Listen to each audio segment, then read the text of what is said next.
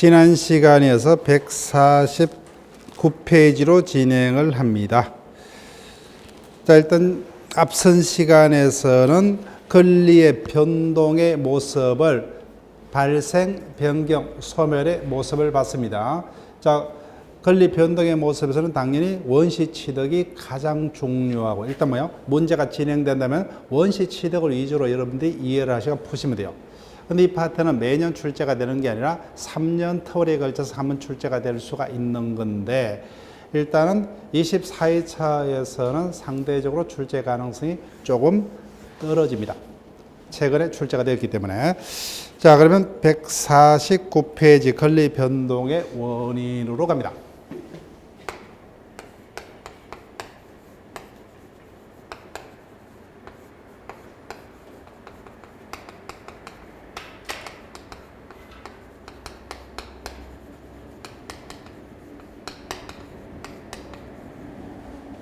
이와 같은 발생, 변경, 소멸을 통틀어서 권리 변동이라 했다 그죠? 근데 이와 같은 권리 변동이 발생하려면 원인이 있어야 되죠. 이와 같은 권리 변동을 일으키는 무수한 원인을 뭐요? 한마디로 법률 요건이라 했다 그죠? 즉 원인인 요건이 있으면은 그 결과인 뭐요? 법률 효과인 권리 변동이 발생을 합니다. 근데 이와 같은 권리 변동을 가진 원인은 무수히 많죠. 그죠? 근데 크게 두 가지로 매매 등 행위자 자신이 원하는 대로의 어떤 법률 효과를 발생케 하는 원인은 뭐예요? 통틀어서 법률 행위를 하더라고요. 그죠? 법률 행위. 즉 행위자가 원하는 대로의 어떤 법률 효과를 발생케 하는 매매 등의 요건을 통틀어서 법률 행위를 합니다. 그 대표적인 법률가 매매다 그죠? 그래서 수업 시간에 제가 매매를 주로 예를 들어서 설명을 합니다. 그다음 두 번째, 상속 등은 원해서가 아니죠. 같은 상속 등 원해서가 아닌 법이 규정하는 일정한 사실이 발생하면 그에 따라서 권리 변동을 일으키는 나머지 원인은 뭐예요? 모두 통틀어서 법률 규정 그죠? 줄여서 법정하면 되죠. 법정. 그럼 법률 행위는 다른 말로 뭐예요? 당사자 합의니까 뭐예요? 약정 이렇게 읽을 수도 있다고 그죠? 예. 그게 법률권 두 가지로 나눌 수가 있습니다. 당연히 우리 시험은 법률 행위가 중요하죠. 그죠? 그래서 우리 시험에 대부분은 법률 행위, 매매, 임대차, 도업종, 법률 행위에서 출제가 됩니다. 자, 그럼 여기까지 볼게요. 149페이지. 권리 발생, 변경, 소멸을 권리 변동이란다. 그죠? 이와 같은 권리 변동을 일으키는 모든 원인을 통틀어서 법률 요건이라고, 요건에는 다시 두 가지, 당사자 원하는 대로 효과가 발생하는 법률 행위와 당사자 의사가 아니라 뭐야? 법에서 인정하는 법률 효과만 발생하는 법률 규정 등이 있다 그죠? 다시 이와 같은 법률 요건은 하나 이상의 사실로서 구성이 된다 그죠? 따라서 이와 같은 법률 요건을 구성하는 개개의 사실을 법률 사실이라 합니다. 그래서 순서가 법률 사실들이 모여서 법률 요건이 완성되면 그 효과로서 권리 변동이 당사자 간에 발생을 합니다. 자, 그러면 밑에 박스 보세요. 법률 요건과, 자, 법률 사실 볼게요. 법률 요건을 구성한 개개의 사실을 법률 사실. 그래서 법률 요건 하나 이상의 법률 사실로 되어 있습니다.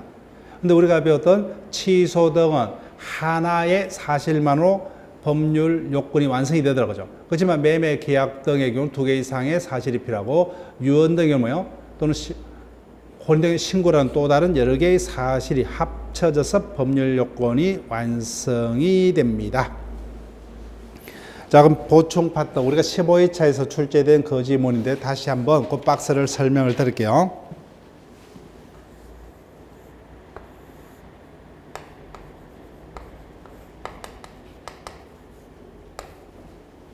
가별 간의 토지 매매, 항상 매매는 계약자가 생략된 거죠. 그래서 가별 간의 토지 매매 계약이 성립하려면은 먼저 매도인의 청약과 매수인의 성낙의 합치가 있으죠. 그래서 청약과 성낙의 합치가 있으면 갑을 간에 매매 계약이 성립했다면요. 자신들의 약속에 따라서 매도인은 어떠한 의무요? 소유권 이전 의무, 매수인은 대금 지급 의무가 있다고 하죠. 이와 같은 권리 의무가 발생을 하죠. 그 순서가 볼게요. 박스 부분. 청약과 성락의 합치로 매매 계약이 성립하며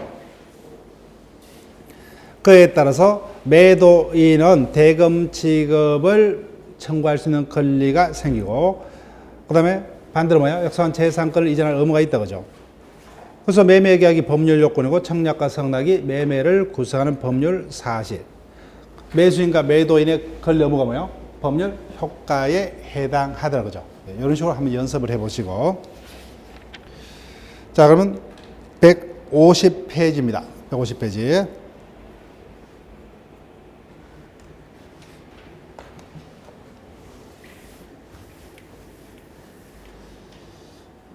그래서 법률 사실은 다시 다양한 기준에서 나뉠 수가 있는데 제가 외워달라는 것은 어느 거뭐요? 가능하면은 준법률행위만 외워달라 했습니다. 나머지는 필요 없어요. 자, 준법률행위만 우리가 기억을 할 겁니다. 자, 150페이지로 갑니다. 법률 사실은 다시 학자들이 사람의 정신작용에 기인한 법률 사실을 용태라 합니다. 용태. 나머지 정신작용과 상관없는 법률 사실을 다 통틀어서 사건이라 합니다. 사건. 그럼 사건부터 먼저 볼게요. 151페이지 제일 밑에 사건이 있습니다. 사건. 즉 사건은 법률 사실 중 사람의 정신작용과 상관없는 것을 통틀어서. 그럼 이건 뭐예요? 따라서 사람의 정신작용과 상관없기 때문에 원에서가 아니라 뭐예요? 그 사건에서 법에서 인정한 효과가 생기는 것들입니다. 시간의 기원과 출생, 사망, 부합, 부당이득, 혼동, 물건의 자연적인 발생, 멸실 이런 것들을 통틀어서 사건이랍니다. 책까지 마시고. 자, 그럼 다시 용태로 옵니다. 용태. 150페이지요. 법률 사실 중 사람의 정신작용에 바탕한 사실을 용태라는데 용태는 다시 외부적 용태와 내부적 용태가 있습니다. 자, 먼저 왔다 갔다 합니다. 내부적 용태로 옵니다. 옆 페이지 151페이지 가운데요. 쌍가루 2번 내부적 용태. 이분도 시험하고 상관없고 우리가 알고 있는 단어를 확인해 봅니다.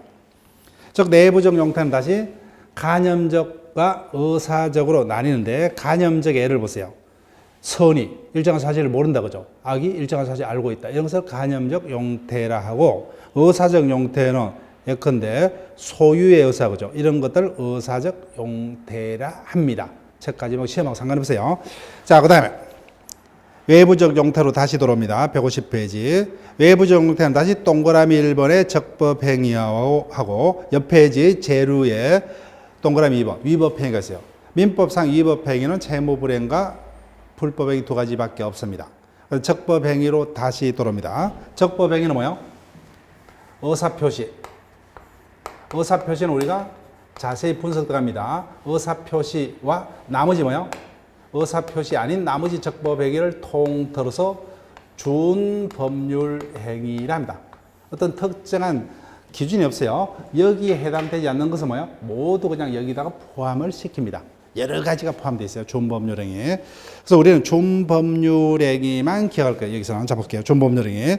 준법률행위는 법률행위를 제한 나머지 모든 적법행위를 다 모아서 준법률행위랍니다. 그래서 준법률행위는 법률행위가 아니기 때문에 그죠? 원한 대로의 어떤 효과가 아니라 법에서 인정한 효과만 발생을 합니다. 자, 지금부터 해볼게요. 준법률행위는 다시 표현행위와 비표현행위. 비표현행위는 다른 말로 사실행위랍니다. 자, 그 애들만 외울 겁니다. 표현행위는 세 가지가 있어요. 의사의 통지, 간염의 통지,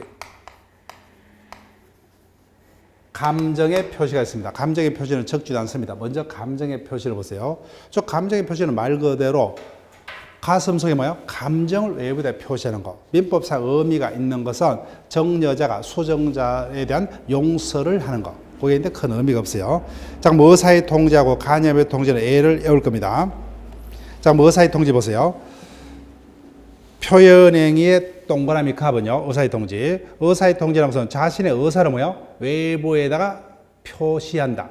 그 점에서는 의사 표시하고 똑같지만 다른 점이 원하는 대로가 아니라 법에서 인정한 효과만 발생을 합니다.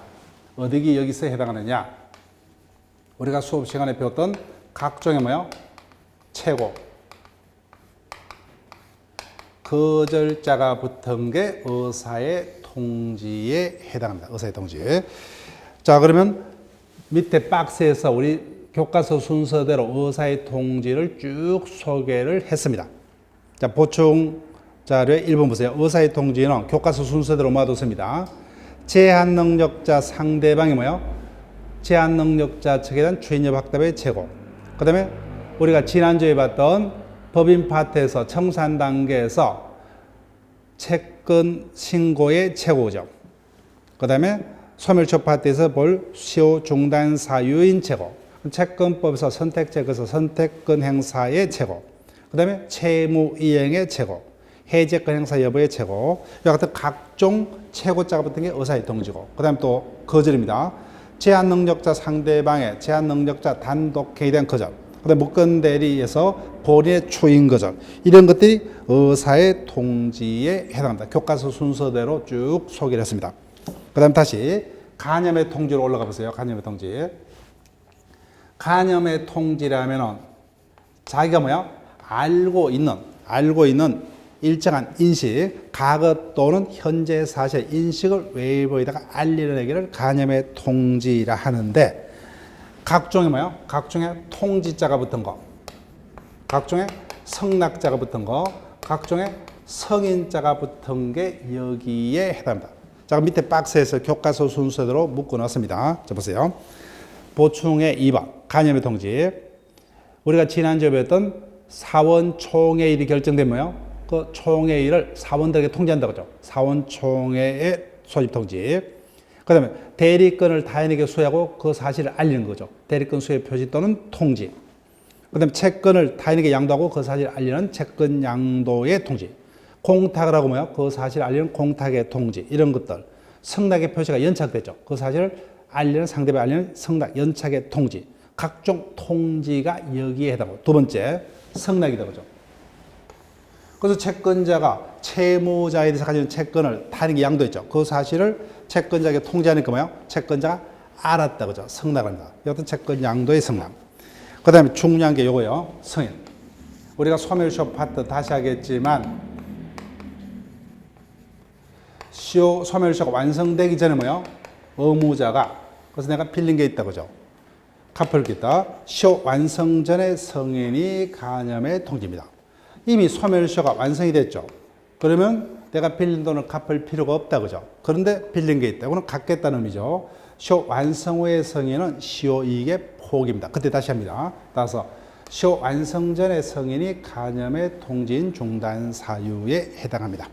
자, 가능하면 요 정도면요. 의사의 통지는 각종 최고자가 붙은 거, 각종 거절자가 붙은 거. 간염의 통지는 각종 통지, 성인, 성낙자가 붙은 게 여기에 해당하더라. 자, 그 다음에 비표현행위로 갑니다. 옆 페이지. 다른 말로 사실행위라도 하는데 두 가지가 있습니다. 순수 사실행위와 혼합 사실행위로 나눕니다. 그 예만요. 자, 순수 사실행위는 쭉 어떤 게 있어요? 매장물의 발견, 주소의 설정, 발명, 가공 등이 순수 사실행위다 그죠. 즉, 그저 어떤 생각을 가지고 있는 것은 법이 관심이 없어요. 법이 인정하는 사실만 있으면 그에 따라 효과가 생긴 것을 순수 사실행위라 하고, 그 다음에 혼합 사실행위라는 것은 사실만으로 부족하고 행위자의 인식에 바탕한 사실의 효과가 인정됩니다. 부부의 동거, 그 다음에 무주물 선점, 물건의 인도, 이런 것들이 여기에 해당합니다. 가능하면 애만 해올게요. 자, 그러면 밑에 기출 지문을 분석합니다. 종합적인 지문이요. 그래서 아직까지 우리가 확인 안 된 지문들이 있습니다. 권리 변동의 원인과 성질이 올바르게 연결된 것을 모두 고르면 지명 채권 양도, 조금 이따가 배울 거예요. 이와 같은 물건 아닌 나머지 재산권을 종국적으로 처분하는 이와 같은 행위는 뭐예요? 준물건행위라 하더라고요. 즉 지명채권 양도가 대표적입니다. 준물건행위 맞고. 그다음 계약금 계약. 우리가 채권법에서 다시 할 거예요. 대표적인 뭐예요? 요물 계약이다 그죠? 합의만으로 부족하고 현실적으로 계약금을 지급을 해야 됩니다. 그다음 추인 채권이요. 당연히 추인은 대표적인 단독행위죠. 대표적인 단독행위고 형성권에 해당합니다. 근데 마지막에 점유취득시효. 이거는 성계취득이 아닌 원시취득이다 그죠? 원시취득 틀렸습니다. 그래서 저 마지막만 틀렸다 그죠? 자, 그러면 법률 사실은 가능하면 뭐요? 요것들만 그죠? 네, 표현행위와 비표현행위 그 애들만 우리가 기억을 가능하면 해달라고 그랬어요. 요것도 힘들면 굳이 안 하셔야 돼요. 힘들면. 자, 그러면 어디를 보시냐면은 152페이지로 옵니다. 자, 지금부터 이제 본격적으로 진행될 거예요. 지금부터는 제가 강조하는 파트는 시험 문제입니다. 네. 법률행위. 법률 요건 중 법률행위란 뭐예요? 행위자가 쉽게 접근하세요. 너무 어렵게 접근하지 마시고. 법률행위는 제목 그대로 뭐예요? 행위자가 원하는 대로의 법률 효과가 발생하는 매매 등을 통틀어서 법률행위랍니다. 자, 그러면 여기 보세요. 행위자가 원하는 대로 효과가 발생하기 위해서는 당연히 논리적으로 뭐예요? 자신이 원하는 바를 그죠? 어떤 것을 원하고 있다 그죠? 그 법률 효과를 원하는 의사를 표시를 하겠죠. 따라서 법률해가 되려면 반드시 자신이 원하는 법률 효과를 원하는 의사 표시를 반드시 하여야만 합니다. 자, 여기까지 볼게요. 법률행위란 일정한 법률 효과의 발생을 목적으로 하는 척할게요. 하나 이상의 의사표시 척하시고 하나 이상의 의사표시를 필수 요소로 하는 법률 요건을 법률행위라 합니다. 그래서 우리 민법은 대표적인 사법이죠. 사법, 공법이 아닌 사법. 다 사적 자치, 즉 사적인 생활은 네가 원하는 대로 그죠. 사적 자치의 대표적인 실현 수단이 된다 그죠. 따라서 그 점에서 셋째 줄 행위자가 뭘 원하는지 그죠. 의사불문하고 법에서 인정하는 효과만 발생하는 나머지의 법률 요건인 법률 규정과는 다르더라 그죠. 그런데 문제는 밑에요. 법률 행위하고 뭐요? 의사표시는 그 자체가 뭐요? 니꼬르 개념은 아니다 그죠. 니꼬르 개념은 아닙니다. 즉 법률 행위는 반드시 하나 이상의 의사표시가 존재해야 되지만 의사표시 자체가 법률가 되는 것은 아니다. 거기다 적을게요. 동그라미 1번. 의사표시와 법률행위는 동의어가 아니다. 즉 유언, 취소 등과 같이 행위자의 하나의 의사표시만으로 법률가 완성되는 경우도 있지만 매매계약, 임대차 계약 등은 청약과 성락이란 2개 이상의 의사표시가 필요하고 혼인 등의 경우는 뭐예요? 신고라는 또 다른 여러 가지 사실이 필요하다 그죠. 그래서 법률가 완성됩니다. 그래서 법률행위 자체가 의사표시 자체가 법률행위는 아니라는 겁니다. 근데 2번. 근데 법률가 되려면은 의사표시는 반드시 하나 이상 존재해야 된다 그죠. 즉 반드시 필요한 필수 법률 사실 중에 하나이기 때문에 의사표시가 없는 것은 법률가 될 수가 없습니다. 다만 그 의사표시만이 유일한 법률 요소는 아니라 그죠. 혼인 등의 경우는 신고라는 또 다른 어떤 사실 등이 포함이 된다는 겁니다. 그래서 3번 필수 요소인 의사표시가 비정상적으로 흠이 생긴다 그죠. 흠이 있으면 법률의 전체가 고장을 일으킨다. 그런 내용들을 그냥 눈으로 확인만 했습니다. 자, 지금부터 이제 외우셔야 돼요. 그래서 법률행위나 매매 등 많은 것들이 여기에 해당하는데 법률행위는 일정 기준에서 법률행위를 나눌 수가 있다 그죠. 첫 번째 가장 기초 분류가 법률행위 필수 요소인 의사표시를 바탕으로 법률행위를 나눕니다. 첫 번째가 뭐예요? 의사표시 하나만으로 법률행위가 되는 것을 단독행위라고 단독행위. 그 다음에 의사표시가 2개 이상이 필요합니다. 이에는 계약과 합동행위 2가지 종류가 있습니다. 계약과 합동행위. 자, 그럼 먼저 단독행위로 옵니다. 단독행위. 한문 그대로 뭐요? 행위자의 하나의 의사표시만으로 법률행위가 되는 것을 단독행위라 합니다. 자, 단독행위는 다시 두 가지 종류가 있어요.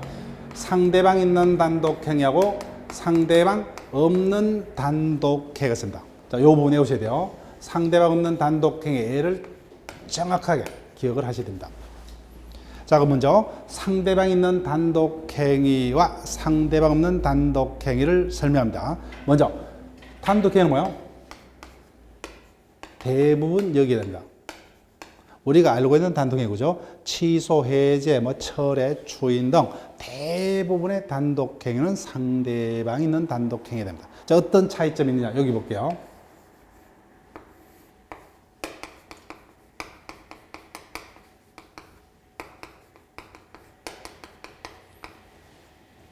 갑이 여러 개 1,000만 원의 채권을 가지고 있습니다. 이런 뭐요? 갑이 일방적으로 면제할 수 있죠. 면제할 수 있습니다. 근데 문제는 단독행위 맞죠? 그죠? 단독으로 면제할 수 있습니다. 채권자 마음대로 면제할 수 있는데, 근데 이 같은 효과가 발생하려면 가슴속으로 면제하겠다는 생각만으로는 효과가 생겨요, 안 생겨요? 안 생기죠. 그래서 이자가 뭐요? 면제 의사가 이자에게 당연히 뭐요? 도달이 돼야 된다, 그죠? 이와 같은 단독행위를 상대방 있는 단독행위. 즉, 의사표시를 하는 자는 뭐요? 표의자란다, 그죠? 즉, 그 효과가 발생해서는 표의자의 의사표시가 상대방에게 도달이 되어야만 효과가 발생한 단독행위를 상대방 있는 단독행위. 즉, 민법상의 단독행위는 대부분 여기에 해당합니다. 근데 여기 볼게요. 대표적인 게, 이제는 정확히 기억하세요. 유언. 유정도 유언의 일종입니다. 유언의 한 정력. 그 다음, 교과서요. 소유권 포기, 점유권 포기, 상속의 포기. 제일 중요한 게 뭐예요? 재단법인 설립 행위 등이 상대방 없는 단독행위인데, 자, 보세요. 우리가 유언을 할 때, 우리가 TV 드라마 등을 보니까 재벌회장이 자식들을 다 모아놓고 유언을 하지 않죠, 그죠? 누구만 불러서요? 변호사만 불러서 유언을 받아 적게 합니다. 근데 유언의 의사표시가 상속인들에게 도달이 될 필요도 없죠, 그죠? 그렇지만 언제요? 유언자가 사면 유언은 그에 따라 효과가 발생한다, 그죠? 이와 같이 표의자 의사표시가 상대방에 도달될 필요도 없다, 그죠? 이와 같은 단독행위를 상대방 없는 단독행위. 왜 이렇게 하겠어요? 자, 아버지가 살아생전에 자식들을 모아놓고 유언했다, 그죠? 그럼 자식들께 불만이 있겠죠? 그러면 어떻게 해요? 집안이 분란이 있겠다, 그죠? 그래서 이런 것들은 뭐예요? 혼자 사기였던 거죠. 따라서 유언 등은 상대방 없는 단독행위. 이런 것들은 당연히 면제 효과가 발생하려면 면제 의사가 상대방에게 전달이 돼야 되겠죠. 이를 상대방 있는 단독행위. 이 예를 기억하셔야 돼요. 다음 중 상대방 없는 단독행위인 것은 아닌 것을 이렇게 묻습니다. 자, 그 상대방 없는 단독행위 체크할게요. 저 표의자 의사표시가 상대방에 도달될 필요 없죠. 자, 그래서 대표적인 게 뭐예요? 유언, 유정, 재단법인 설립행위, 소유권 포기, 점유권 포기, 상속의 포기 등이 여기에 해당합니다. 자, 그 다음에 단독행위, 특수규율 이런 것들은 여러분들이 신경 쓸 필요 없어요. 단독행위는 행위자 혼자만으로 효과가 발생하기 때문에 상대방이 불리하죠. 그래서 단독행위는 자유가 아니라 법에서 인정하는 경우에 한해서만 예외적으로 인정이 됩니다. 그래서 더욱더 불리하기 때문에 조건기한은 못 붙인다. 이렇게 됩니다. 그 해당 파트에서 볼 거예요. 자, 그 상대방 없는 단독행위를 기억하시고, 그 다음에 두 번째, 계약으로 갑니다. 계약. 여기 볼게요. 갑을 간의 토지 매매 계약이 성립을 하려면은 매도인의 청약과 뭐요? 매수인의 성낙의 의사표시가 합치가 되죠. 그래서 양자 의사표시 합치인데 그 합치가 어떤 식으로요? 같은 방향에서 합치가 아니면 뭐요? 반대 방향에서 합치한다, 그죠? 여기 갑은 더 비싸게 팔려고 매수인은 뭐요? 더 싸게 살려한다, 그죠? 여기 대립되는 반대 방향의 의사표시 합치로 성립하는 법률행위를 계약이랍니다. 여기 매매 등 뭐요? 채권 채무 발생을 목적하는 계약을 채권계약, 소유권 이전, 그죠? 지상권 설정 등 물권 변동을 목적한 계약을 물권계약, 혼인 등 가족법상의 어떤 지위변동을 목적하는 계약을 가족법상의 계약 이렇게 읽으시면 돼요. 자, 여기까지 볼게요.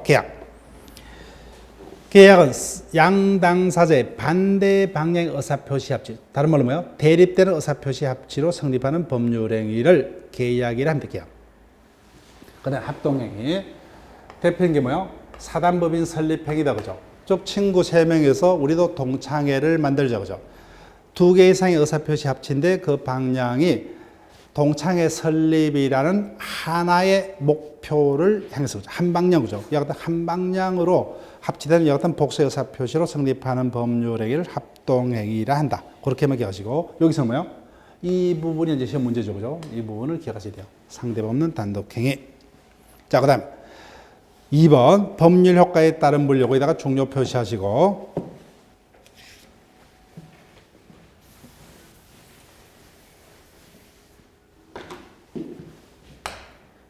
자, 여기 볼게요. 이 과정을 정확히 기억하셔야 돼요. 가별 간의 토지 매매 계약이 10월 10일자에 체결이 되었습니다. 당연히 매매는 법률행위 맞죠? 자신들이 원하는 대로 효과가 발생을 합니다. 그런데 문제는 이 같은 토지 매매 계약 등은 시간적 여유를 두고 종국적으로 재산권을 이전하고 대금을 완납한다, 그죠? 그 최종적으로 수차의 중도금 지급 등을 거쳐서 2달 이후에 잔금과 등기를 막교환하고 이런 일정으로 가별 간의 매매 계약을 체결했습니다. 자, 요 단계 계약이 체결됐죠.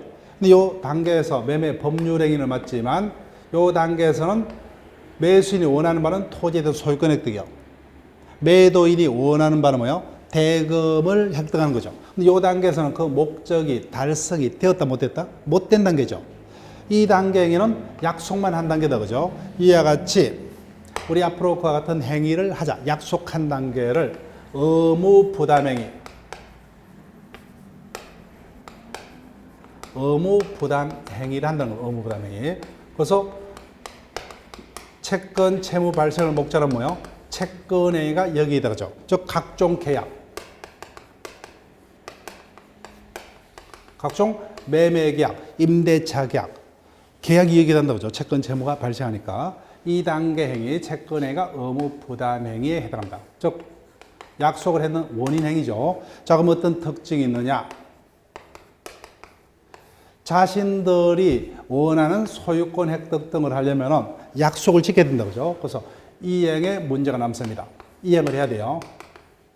그 다음에 중요한 것은 이와 같은 의무 부담 행위는 권한 자만 할 수 있느냐? 무권한 자도 할 수가 있느냐? 누구도요? 무권한 자도 여하튼 의무 부담 행위는 유효하게 할 수 있다, 그죠? 즉 토지가 누구 겁니까? A가 소유자예요. 그런데도 갑이 을에게 매매 계약을 체결했다, 그죠? 이와 같은 의무 부담 행위는 권한 없는 자도 할 수 있다. 569조 타인 권리 매매 계약이다, 그죠? 따라서 이와 같은 의무 부담 행위는 무권한자도 유효하게 할 수 있다. 이게 가장 중요하죠. 그래서 각종 계약, 당연히 매매도 권한 없는 자도 할 수 있기 때문에 임대차 계약은 반드시 집주인만이 임대차 계약을 할 수 있다? 아니죠, 그죠? 당연히 임대차 계약도 뭐요? 그 목적물의 임대 목적물의 소유자가 아닌 자도 임대차 계약을 체결할 수 있다. 그냥 우리가 글로 보면 힘듭니다. 근데 느낌으로 보세요, 느낌. 내가 타인으로부터 집, 독채 한 채를 다 빌려서 살고 있어요. 근데 가족이 적으니까 뭐요? 한 채는 다시 재임대할 수 있죠. 그 목적물은 내 것 아니다? 아니잖아요, 그죠? 그렇기 때문에 여지 무권리자도 뭐요? 여하튼 의무 부담행위는 유효하게 할 수 있다. 그래서 이자가 A 소유 토지를 을에게 매도하는 계약을 체결했죠. 2달간의 여유가 있다, 그죠? 그래서 어떻게 하든지 뭐요? 취득해서 약속을 지키면 돼요. 못 지키면 그에 따른 법적 책임만 지면 됩니다. 그래서 여지 의무 부담 행위는 권한 없는 자도 유효하게 할 수 있다. 이게 가장 큰 주제입니다. 그래서 우리 시험에서 답이 자주 됐고 여러 번 출제가 됐어요. 자, 의무 부담 행위 볼게요. 채권 채무 발생을 목적으로 한 법률 행위를 의무 부담 행위. 즉 채권행위가 여기에 해당한다 그죠? 자, 특징. 그래서 자신들의 원하는 효과가 달성되려면 약속을 지켜야 되죠. 이행에 문제가 남고 채권격 가장 중요한 권한 없는 자도 할 수 있다 그죠? 권한 없는 자. 그래서 매매, 임대차 계약 등은 채권 채무 발생을 목적한 계약이죠. 그죠? 따라서 의무 부담행위이기 때문에 물건의 소유자가 굳이 매도인이 될 필요 없죠. 그 목적물의 소유자가 임대인이 될 필요 없다. 그죠? 따라서 권한 없는 자도 유효하게 할 수가 있다는 겁니다. 그 특징을 기억하시고. 그 다음, 요 단계 보세요. 요 단계에서는 종국적으로 뭐요? 가백에 속했던 토지의 소유권이 뭐요? 매수인에게 종국적으로 넘어간다. 그죠? 그 다음에 매수인의 돈이 뭐요? 매도에게 종국적으로 넘어가죠. 따라서 요 단계 행위를 즉 종국적인 권리 변동을 가져오는 단계 행위를 처분 행위랍니다. 처분 행위. 그래서 앞에 뭐요? 의무 부담 행위가 자신들이 약속하는 행위라면 이건 약속을 지키는 이행 행위적 성질을 가집니다. 역시 종국적인 권리 변동을 가져온 행위를 처분 행위를 하는데 특징. 그러면 이제는 뭐요? 매수인은 자신이 원하는 소유권을 획득했죠. 따라서 더 이상 이행의 문제는 남지 않습니다. 자, 중요한 거. 상주로 보세요. 등기를 넘기려면 뭐요? 누구만이 넘길 수 있어요? 등기를 넘길 수 있는 권한이 있는 자만이 넘길 수 있죠. 예. 따라서 이 같은 처분행위는 권한자만이 할 수가 있습니다. 따라서 무권한자의 행위는 무효가 됩니다. 그래서 여러분 기억하셔야 돼요. 다음 중 무효인 것은 하면 뭐예요? 여하튼 권한자의 처분행위가 답이 되고 그 다음 뭐예요? 유효인 것은 하면 뭐예요? 무권한자의 의무부담행위가 답이 될 수가 있습니다. 예, 이것을 기억하셔야 돼요. 따라서 처분행위는 권한자만이 처분할 수 있다고 하죠. 권한 없자의 처분행위는 무효가 됩니다. 자, 그러면 어떤 것들이 처분행위에 해당하냐? 그 예를 기억하셔야 돼요. 자, 우리가 이제 물권법을 배웠기 때문에 소유권, 지상권, 저당권 등을 뭐야? 물권이란다 그죠? 여하튼 종국적으로 역시 물권을 소유권을 종국적으로 다 이렇게 넘깁니다. 자신의 부동산의 저당권을 종국적으로 설정한다 그죠? 이와 같은 물권 변동을 초래하는 법률 행위를 물권행위. 물권행위가 대표적인 처분행위에 해당합니다. 큰 제목 안 주죠, 그죠? 소유권 이전 행위, 지상권 설정 행위, 전세권 설정 행위. 우리 시험에 제일 많이 나왔던 게 뭐예요? 저당권 설정 행위가 많이 나왔습니다. 그래서 이런 것들이 처분행위고, 그다음 나머지 물건을 제한 나머지 재산권의 종국적인 변동을 가져오는 행위를 다 묶어서 뭐예요? 준물권행위라 하더라고요. 자, 앞에서도 하나 예가 있었죠. 대표적인 뭐죠? 채권 양도는 대표적인 준물권행위더라고요. 그 다음에 채무면제, 그 다음에 저작권 등 지식권의 양도가 대표적인 준물권. 그래서 이런 것들은 뭐예요? 이 특징하고 연결을 시키는 지문을 우리가 기억을 하셔야 돼요. 자, 볼게요.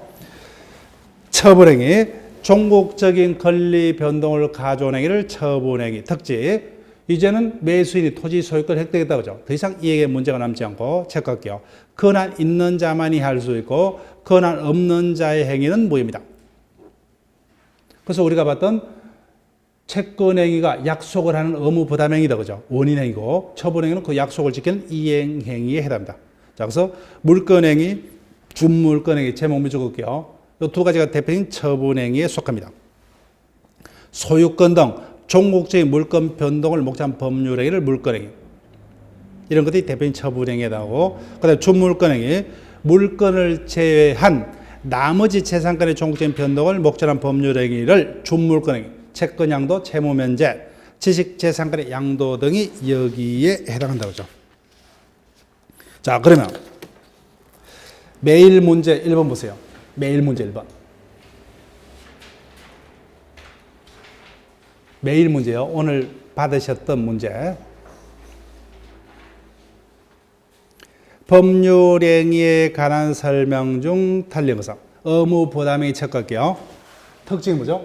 의무부담행위는 효과가 자기가 원하는 법률 효과를 취득하기 위해서는 약속을 지켜야 되죠. 그래서 이에게 문제가 남는다. 맞죠? 그죠? 이에게 문제가 남는다. 그 다음 두 번째, 저당권 체크할게요. 저당권은 물건입니까? 채권이요? 물건이죠. 그죠? 또 저당권 설정에는 물건행위이기 때문에 의무 부담 행위가 아닌 뭐요? 처분 행위다. 그죠? 틀렸습니다. 이거 우리 기출 문제예요. 그 다음, 자기 소유물이 아닌 물건 체크할게요. 이것이 의무 부담 행위는 제일 중요한 게 뭐예요? 무권리자도 할 수 있죠. 그죠? 따라서 타인 권리 매매 계약, 타인 소유 임대차 계약 다 가능하다. 그죠? 이것이 채권 채무 발생을 목적한 채권 계약은 물건의 소유자에 한하지 않는다. 그죠? 따라서 자기 소유물이 아닌 물건도 의무 부담 행위인 매매 계약은 유효하게 체결할 수 있다. 그 다음, 채무 면제는 어딥니까? 여기죠. 그죠? 준물건이죠. 준물건행위도 처분행위죠. 그죠? 처분행위에 해당한다. 그 다음 5번 처분행위는 누구만이요? 권한자만이. 그죠? 권한자만이. 따라서 처분 권한과 능력이 있어야 한다. 우리 시험에서 자주 출제된 논점 중에 하나요. 따라서 처분행위하고 의무부담행위 정확하게 뭐예요? 그 애와 특징을 연결을 시켜야 됩니다. 자, 그 다음에 교과서요. 기타 분류로 갑니다. 이건 쉽게 가시면 돼요. 책 가지 마시고. 법률행위가 그 효과 발생을 위해서는 행위자가 사망을 해야 하는 것은 뭐예요? 사후행위 또는 사인행위. 나머지는 뭐예요? 생전행위. 그럼 사후행위가 대표적인 게 유언, 유정, 사인정력 이런 거다. 그죠? 그런데 독립보조행위는 보시도 마시고 3번 요식행위, 불요식을 볼게요.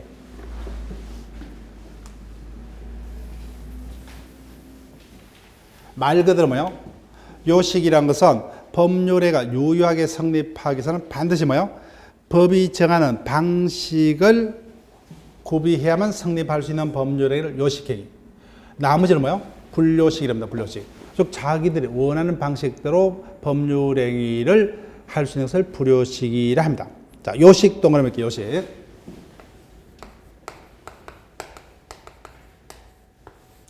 요식 행위는 우리 시험 범위에 들어가는 것은 딱 하나밖에 없어요.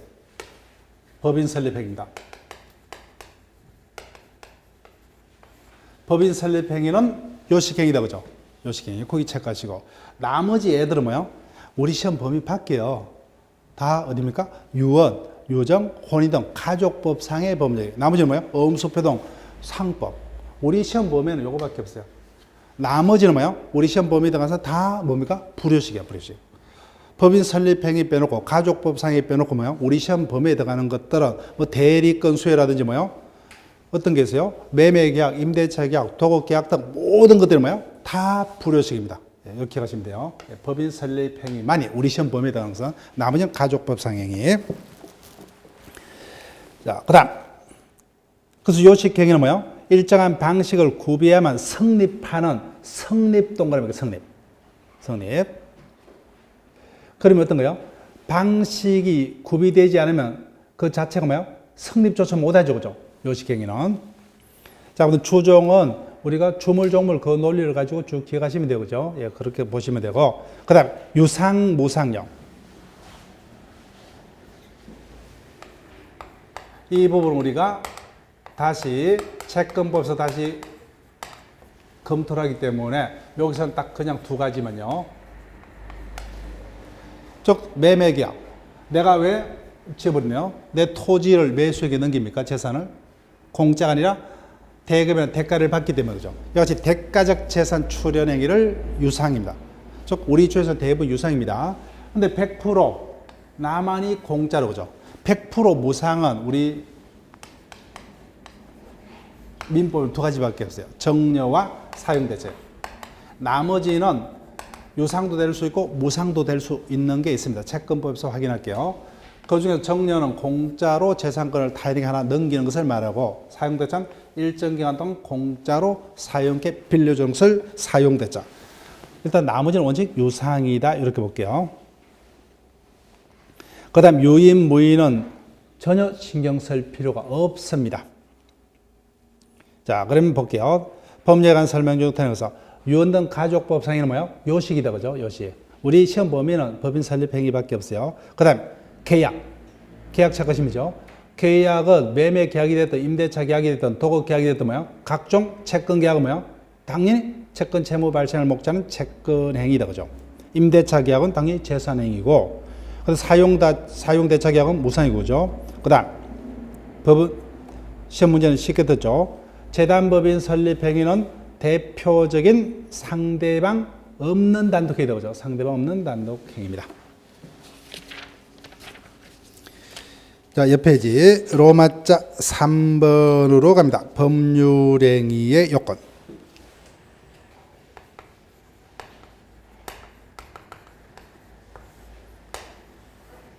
행위자가 원하는 대로의 법률 효과를 발생케 하는 매매 등을 법률행위라 합니다. 근데 여하튼 매매 등 법률행위가 원하는 대로 효과 발생해서는 일정한 요건이 구비가 되죠. 첫 번째, 논리적으로 뭐요? 매매가 존재해야 되겠죠. 쭉 먼저 법률행위 자체가 성립을 해야 돼요. 예. 그 성립에 필요한 요건을 성립요건. 그래서 아예 뭐요? 처음부터 성립조차 못했다 그죠. 즉 매매가 존재치도 않습니다. 이런 뭐요? 부존재, 불성립이라 합니다. 그 매매도 존재하지 않기 때문에 그 매매가 유효냐 무효냐는 판단할 수 있다 없다? 없다. 첫 번째 뭐예요? 유효 무효를 판단을 하려면 논리적 전제로서 뭐예요? 논리적 전제로서 법률행위가 먼저 성립하고 있어야 됩니다. 다른 말로 뭐예요? 법률행위가 존재하고 있어야 됩니다. 자, 그럼 성립은 했어요. 성립한 법률행위가 효력 발생에 필요한 요건은 뭐야? 효력 요건 또는 유효 요건이라 합니다. 그래서 효력 요건을 다 구비했다면 뭐요? 자신들의 원하는 대로 효과가 발생을 합니다. 유효라고 한다 그죠? 이건 시험 범위가 아니죠, 그죠? 왜요? 왜 시험에 문제 안 떠요? 왜 우리가 법을 배웁니까? 분쟁이 이렇게 되는 거죠. 정상적으로 진행되는 건 분쟁이 없기 때문에 시험 질문이 아니야. 자, 근데 매매는 있었지만 뭐요? 효력 요건을 구비 못하면은 매매는 있었지만 무효 아니면 취소가 된다 그죠? 요 부분이 이제 시험 문제죠, 그죠? 따라서 유효, 무효, 취소는 최소한 논리적 전제로서 언제 이유만 성립한 이유만. 성립조차 못한 경우는 유효, 무효는 있을 수가 없습니다. 자, 볼게요. 총설 파트. 법률의 효과 발생에서는 요건을 구비해야 된다. 먼저 매매라는 법률가 처음에 성립해야 되죠. 그 성립을 해서 요구된 요건을 성립 요건. 성립한 법률행위가 효력 발생해서 다시 필요한 요건을 효력 요건 또는 유효 요건이라 합니다. 그 성립 요건이 헌결되면 뭐예요? 법률행위가 불성립이죠. 거기다가 동그라미 심죠. 불성립 또는 부존재입니다. 아무리 효과가 없어요. 즉 매매 자체가 존재치 않기 때문에. 반면에 유효 요건이 헌결된 경우는 뭐예요? 성립은 했지만 무효 아니면 취소가 됩니다. 자, 그럼 성립 요건 갑니다. 법률행위는 많은 것들이 있다 그죠? 매매, 임대차, 도급 등 많은 것들이 있는데 그 모든 법률행위의 공통적인 성립 요건을 일반적 성립 요건 그죠? 세 가지죠. 당사자가 존재죠. 즉 매매가 되려면 매도인, 매수인이 있어야 됩니다. 당사 존재해야 되고. 두 번째, 법률행위는 자신들이 원하는 대로 효과가 발생하죠. 즉 법률을 통해서 원하는 법률 효과인 목적이 존재되고. 마지막에 뭐요? 의사표시가 반드시 존재되죠. 따라서 이런 것들이 없으면 뭐요? 아예 법률 자체가 존재치 않습니다. 불성립이요. 자, 보통 법률은 여기까지만 구비되면 성립은 합니다. 그런데 일정한 법률행위는 성립하기 위해서 다시 더 요구되는 요건이 있어요. 이것을 특별 성립 요건 또는 개별 성립 요건. 자, 교과서 그냥 쭉 눈으로 확인합니다. 어떤 게 있느냐? 개개 법률에 다시 일반적 성립 요건에 더 추가 성립에 더 필요한 성립 요건을 말합니다. 자, 우리가 이제 물권법 배웠어요. 매도인과 매수인 간의 토지 매매가 완성이 됐죠. 법률 행위에서 그죠. 그렇지만 소유권이 매수인에게 넘어가려면 종국적으로 뭐요? 등기까지 해야 되죠. 그래서 부동산 물권 변동에서 인도나 등기. 그 다음 2번요. 예를 보세요. 계약권 계약은 합의만으로는 효력이 발생하지 않죠. 그죠? 합의 플러스 뭐요? 현실적으로 계약금을 타방에게 인도해야 되죠. 그래서 요물 계약에서 물건의 인도. 그 다음, 세 번째가 대표적인 이해가 쉽죠. 그죠?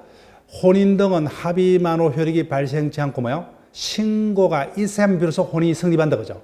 그래서 가족법상의 혼인 등에서 신고. 그러면 비로소 혼인이 성립합니다. 그 다음, 우리가 배웠죠. 법인 설립이 되려면 일정한 방식을 지켜야 되죠. 이와 같이 요식행위에서 어떤 일정한 방식. 따라서 유언 등은 그 방식이 없어서 유언 자체가 법적으로 없는 겁니다. 이런 것들이 특별 성립 요건에 해당합니다. 자, 그러면 미리 하나 물어볼게요. 성립 요건이라 했습니다.